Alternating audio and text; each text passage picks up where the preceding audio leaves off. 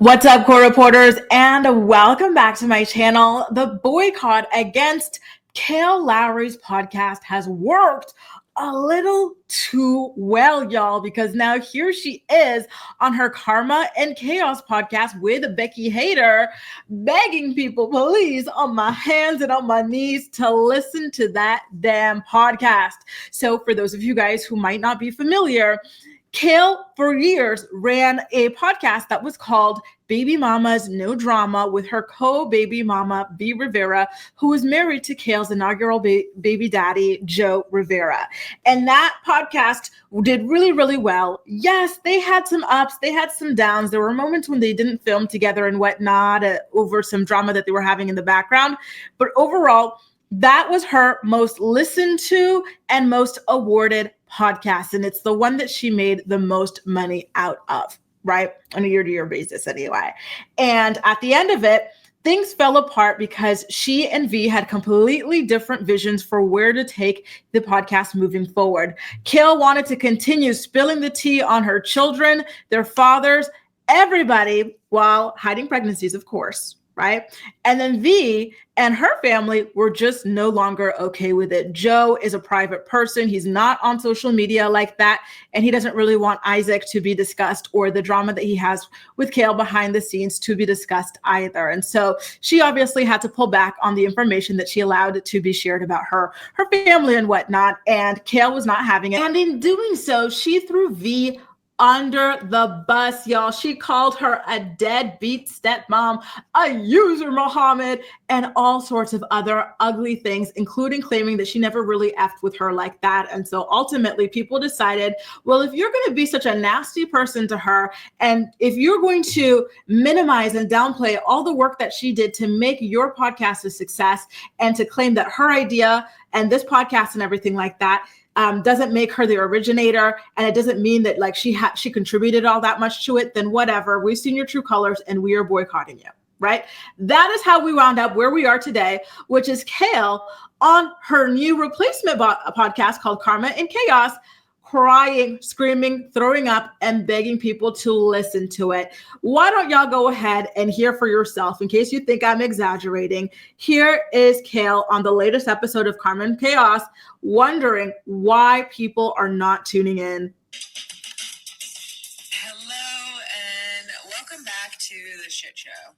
Welcome back to Karma and Chaos with Kail and Becky.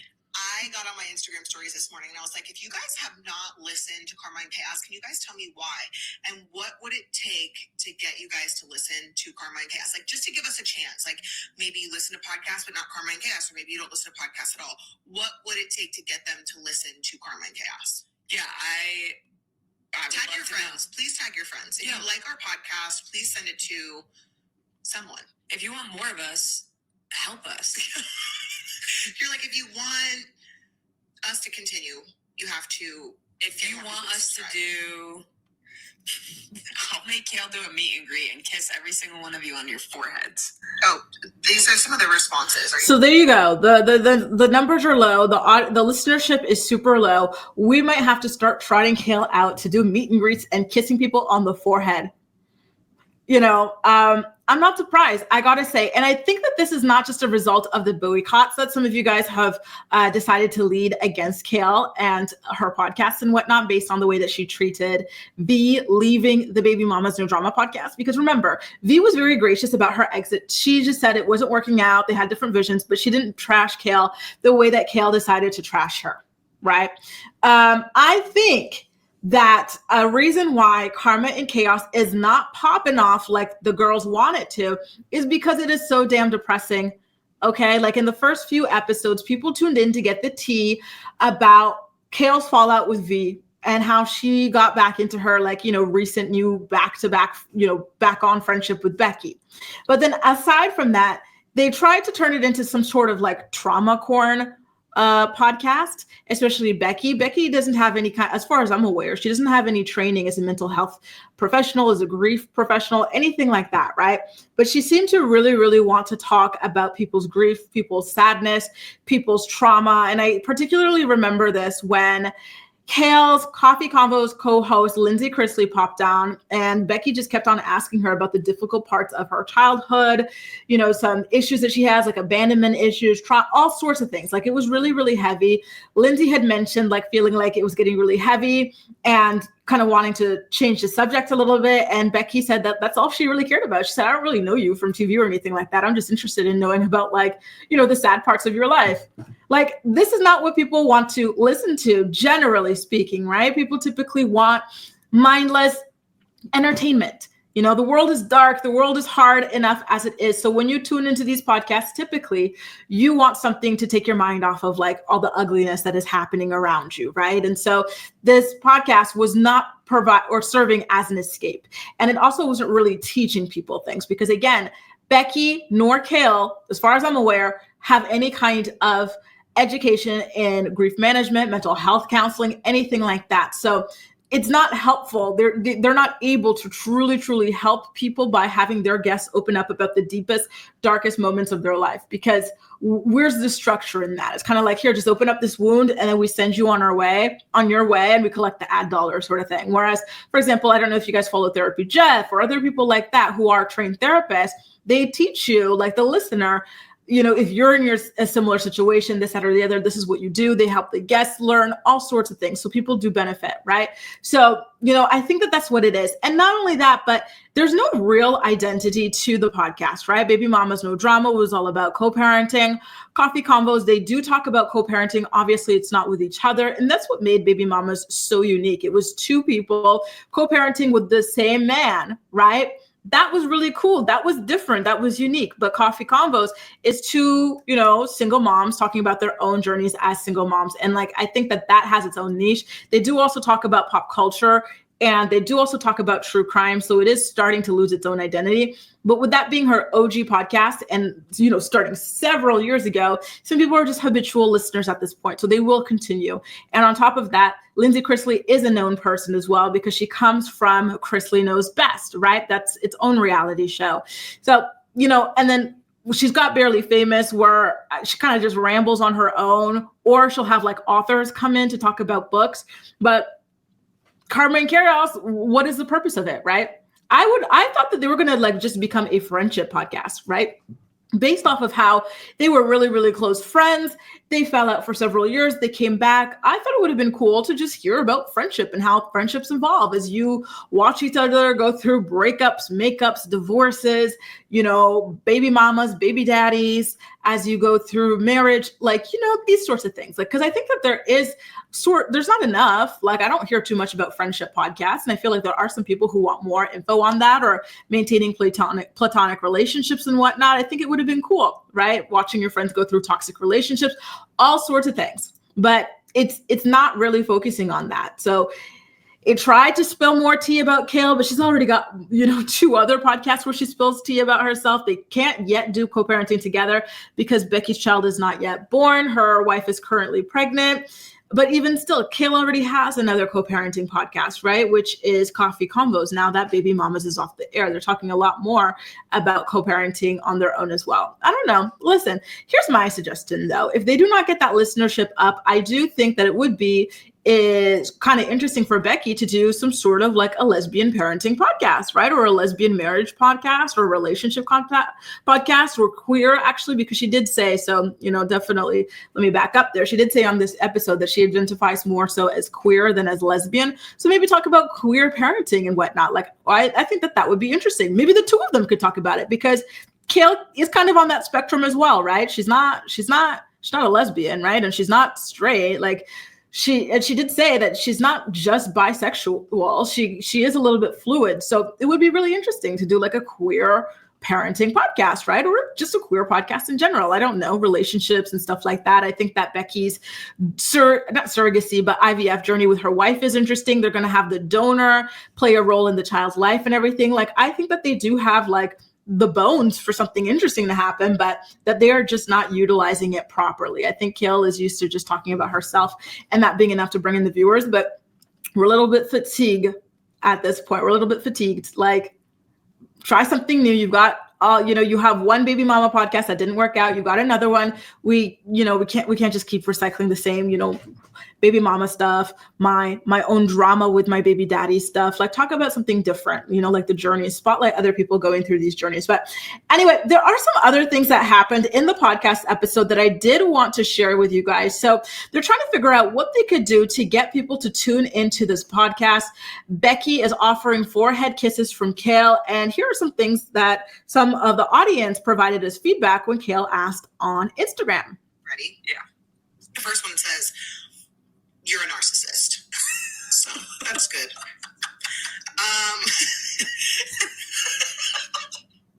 Some of these I can't read out loud. Play the game, never have I ever. That would be funny.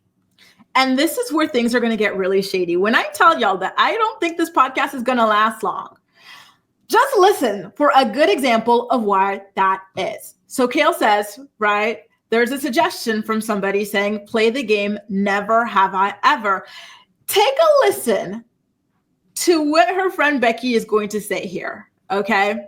It's a little bit of a dig, y'all. I think I would lose. I think I've experienced more life than you have. I don't agree. Yeah. No, for the simple fact that now I need to prove you wrong, we're going to play never have I ever right now. I guess it depends. Like, it's like easy outs for if I say something like around just like not growing up with a dad, not like simple things like that. But like, how many countries have you been to? You see, there it is. I would lose if we played Never Have I Ever. I have so much life experience. Unless you're going to talk about like Never Have I Ever, whatever. Like, if you want to bring up growing up without a dad, I can't relate. That is so mean. Like there are these little digs that go on between the two of them in this podcast. If you listen to them the way I do, then you probably have heard other instances of this. There were some in the last episode as well where Becky was fishing a little bit for some reassurance about her body. Kail was talking about having dysmorphia, kind of like, butchering herself a lot in order to try to, have a physique that she feels is more in line with what's popular and whatnot. And Becky told her she looked beautiful and everything. And then Becky talked about her own struggles and Kail just kept ignoring her. She kept on fishing for Kail to kind of return the compliments and whatnot. So there's a lot of this kind of like ness going on between the two of them. Now, some other interesting tidbits that came out of this current episode is that Kail has hired a personal driver. She found that driving into town with a big Suburban is actually a little bit costlier than just hiring a driver to take you in whenever you need. So that's what she's got going on so far. And let me go back a little bit to Becky being a little bit shady towards Kail, right? So listen, it's tit for tat. I don't think it's always just Becky being shady towards Kail. Kail definitely has been shady towards Becky as well. But I want to take you guys to a part here where Becky's literally going to sit there in Kail's face and tell her the fact that you were dealing with your baby daddy that you can't stand for the rest of your life is your own karma. They talk about karma for the way you treat people in past relationships. And the way I ooped when she said this, like, take a listen, y'all, okay? people might not even Here we think go. twice about it because it's just a part of their daily life. I feel like I've gotten karma tenfold for my bad juju that I've put out. So it's like, where's the limit? You know what I mean? I've already got the karma. So why do you keep going? I mean, that's something you have to ask yourself in the mirror. No, because I'm pissed. It's like, I've made shitty decisions. I've got my karma. Unfortunately for you, your shitty decisions are permanent. In what way? In the people that you have to deal with because you have a mutual child together. But I don't even think that that's necessarily karma, right? Like, okay, for example, I think it's karma. I think that like your relationship choices led to karma of like you treating people that deserved good badly and then you getting treated badly from bad people. 1,000%. There's two people in particular. I talk about this all the time. I treated them like shit. They didn't deserve it. Yeah. I've gotten karma tenfold. Y'all can stop now. The universe can stop. But it just doesn't. Because now So there you go. She's like, Kail, Chris is your karma, baby, for the way you treated, what's the name of that lady there? Dom. The way you treated Dom, the way you treated, was it Malik? I think it was Malik. The way you treated those people, you got Chris as a result of that. And it's permanent because you, being the baby factory that you are, decided to go ahead and pop out, not one, but 2 children with a man who was never, ever going to treat you right. Oh, and she continues, y'all. I've acknowledged, I've reflected, I still acknowledge and reflect on those things. And the fact that she keeps on laughing as she says it, and Kail is obviously like pained by the situation that she has with Kail. Like, imagine that your friend is sitting in your face like, that's your karma, baby, laughing. I'm not a violent person. I have never popped anybody, right? And I can't because my nose is fake.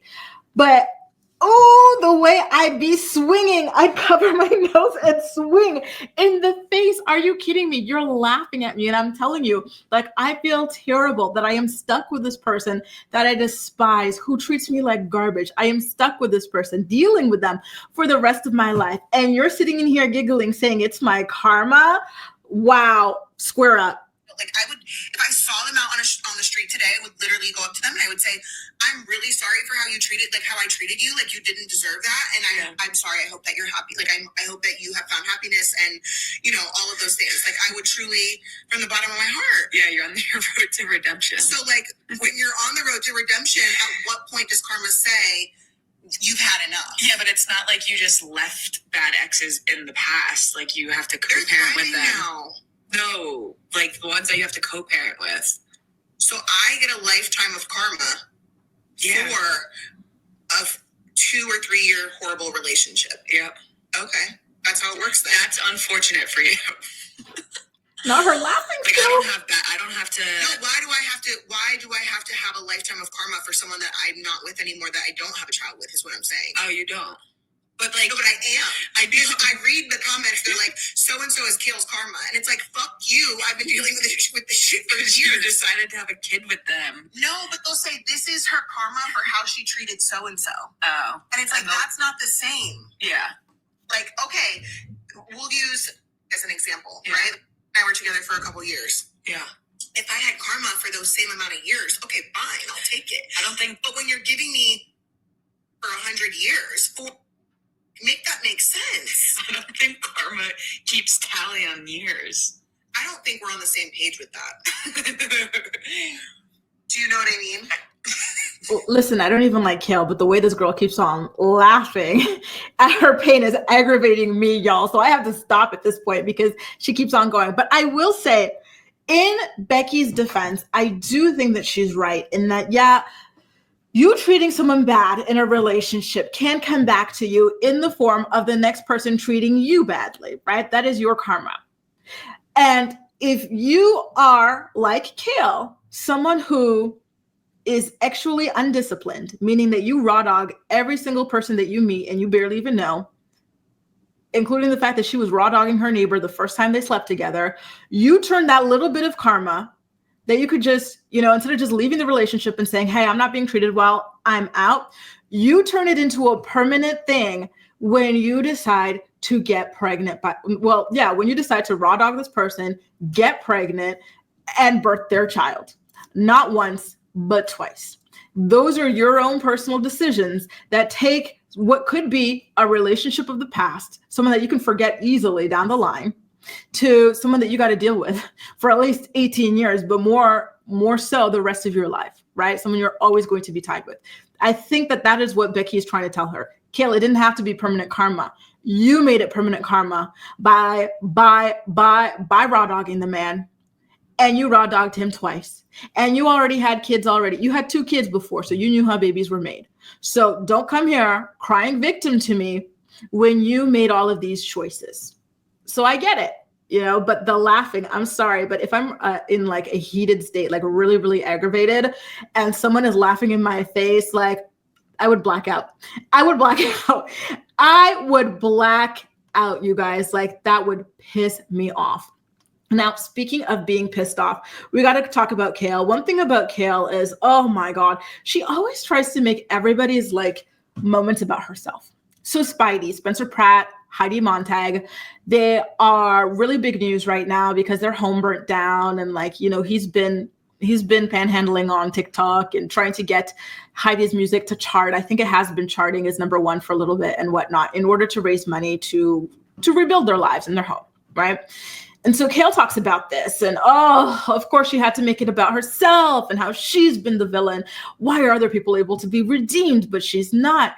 And then, I'll play it, then we'll come back to, but like just the desperation of this girl to just the self-victimization here, the self-pity, and then they're trying to jump onto opportunities that other people already have is just extremely, extremely unbecoming. But I'll let y'all listen to it for yourselves. On Broadway, getting all these crazy opportunities, and I don't feel like, I think she's a great example of what I want to become. Yeah.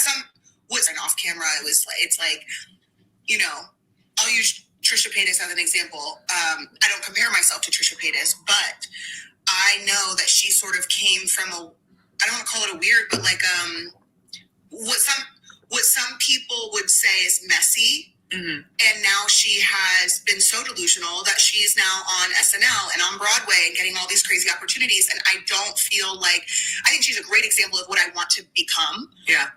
And so it's more so for me, like inspiration of what I want to do, right? So using Trisha, I don't understand how some people are getting the opportunity or the chance to redeem themselves, to do a 360, to do a complete rebrand, sort of like Spencer and Heidi right now, right? Like it took them 15, 20 years, but they're getting a full rebrand. What is it going to take? I was on TV for 13 years, and I've still remained in the spotlight a little bit. And I sort of compare myself to the people who have come from a similar situation, and they get the full rebrand. What is it? Was I not relevant enough to begin with to deserve a rebrand, or am I not interesting enough to try to give me a chance? All I need is one person to give me a chance. Do you know what I'm saying? Sure.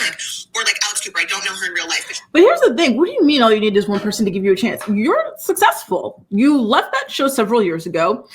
You talk about how you're making much more on podcast than you used to make on the show. So give you a chance for what? Like people like you enough for you to be successful after leaving the show, right? On your own. You just went on this big podcast tour. It was very successful. So what do you mean you need someone to give you a chance? Like, I don't get it. And then a little bit later on, she goes back to talking about Spidey and how apparently there is a potential for them to get a TV show out of this as they rebuild their home. And she says that that's something that she wants for herself, a TV show. She says, well, if they get a show, like I would like to make a cameo. Girl, they don't know you. Like, what are you talking? She did this to Trisha as well. When Trisha was on her podcast, Trisha talked about potentially doing reality TV. Kail said, well, if you do a show, I'd like to be on it. You just met her for the first time. She doesn't know you. Like, it's so weird. She never lets people just have their moments and everything. It's always, well, I want to be on TV. It's like, leave people alone. It's not always about you. And then, for example, Spidey, they might do a show specifically about rebuilding their home after a house fire. That is a very, very limited edition, content, it's giving HGTV, something like that, maybe even but it's focused on that. Where would Kail come into that? Is she a contractor? Is she a plumber? Is she an electrician? Is she a project manager? Is she an architect? Where would she come into that? Did her house burn down in LA? No. So what is she talking about? And then she says, maybe we should do a show about villains on TV and redeeming them. Sis, they have a show. It's called House of Villains. Why don't you try to get on it? Since you want to be on this villain show so much, why don't you try to get onto House of Villain? You're not creating anything new here. That's something that exists. Go do it, right? It's always something about, she really is desperate to get back on TV. Y'all know she did her own personal videos and everything, that she's been shopping around. She already claimed, and I did a recap about this for my channel members, but she had already claimed mid 2024 that one of the networks has her show. They signed contracts. It's not sounding like it's going to be airing the way that my girl is always fishing to have a show. Anyway, listen, the self-pity of it all. It's crazy. It's really ironic that I'm reading her book for my channel members. Shout out to y'all. I'm about to do another few chapters for you today after this video, but her book called Pride Over Pity. We're wrapping up on it. We're almost done. Thank God. It's amazing that she's got a book like that when she is all about pity over pity, multiplied by pity, carry the pity squared, oh my God, I can't with this girl. I truly can't. But anyway, let me know how you feel about this. If you are boycotting her podcasts after the way that she treated V, I just want you to know that you can be proud of yourself. Your boycott worked. The girl is not getting the listenership that she wants. right? And that is affecting her pockets because, you know, sponsors, advertisers, they want numbers. They're not putting money behind nothing, right? And so I think this means that V's at least slightly vindicated because Kail acted like the only reason that Baby Mama's No Drama was successful was because of her. V used her. V would be nothing without her, blah, blah. And now you see, Kail, that it's not just you. There has to be some value being provided there. V obviously provided value that Becky is not providing. Baby Mama is the concept that V came up with, provides a value that Karma and Chaos does not. So maybe it's time for you to think about the way you treated V. Think about the way you spoke about V. Like, girl, you called her a deadbeat stepmom. And she's been in your child's life like practically his entire life. Like he does not have any memories of life without her. And you called her a deadbeat stepmom. Like, I'm not surprised the girls are boycotting you. I'm not. Like, that was really, really just cruel the way that she went about it. There was no need for her to say half of the things she said about V, and yet she said them. She freaking said them. Terrible. Anyway, y'all, listen, I just got my hair done. I hope you like it. And, you know, I guess my braids are wrapped a little too tight because here I am whiling out on this stream. Let me go read some more Pride Over Pity for my channel members. I think we're about to finish probably those last, I think there's only 4 chapters left. I'm going to finish that up for you guys. You guys can hit the join button if you'd like to join us for those readings. And then I've got a lot more videos to film before I lose the light. Take good care of yourselves. Thank you for tuning in. Let me know how you feel about V's Karma and Chaos podcast flopping. And by the way, I do have one last thing to say, which is, you know what? Kail is still using V's voice for ad reads on Karma and Chaos. She forced people to be automatically subscribed to this Karma and Chaos podcast by taking over the Baby Mama's No Drama RSS feed or podcast feed. So if you were already subscribed to that, listening to that, you were technically automatically forced to be subscribed to the new Karma and Chaos podcast, right? And even still with those boosts, people are opting out. They don't want any parts of it.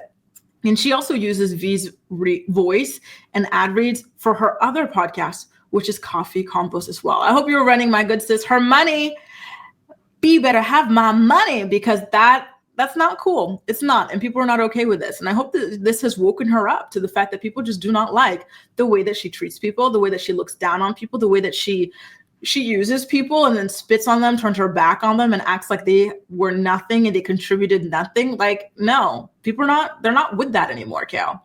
I don't think they ever were, but like they're especially not with it now. Do better.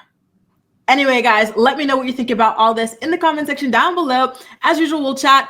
Only a week left until the new season of Teen Mom next chapter drops. Of course, I will be recapping every single episode, so do make sure to stick around for that as well. Take good care of yourselves, guys. Bye. Have a great day.